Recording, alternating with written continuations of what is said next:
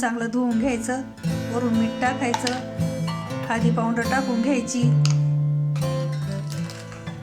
धना पावडर टाकून घ्यायची, मिक्स करून घ्यायचं. कुकरच्या 2 शिट्ट्या घ्यायच्या. अद्रक, लसूण, हिरवी मिरची, कोथिंबीर मिक्सरमध्ये बारीक करून घ्यायची. आता लसूण मसाला, घरचा मसाला, मटण मसाला, धना पावडर, गोडा मसाला, तेल घालून घ्यायचं, बटर घालून घ्यायचं, कांदा घालून घ्यायचा, त्याला परतून घ्यायचं. कढीपत्ता घालून घ्यायचा, हिरवी मिरची, अद्रक, लसूण वाटलेला टाकून घ्यायचा, चांगला परतून घ्यायचा. हळदी पावडर घालायची,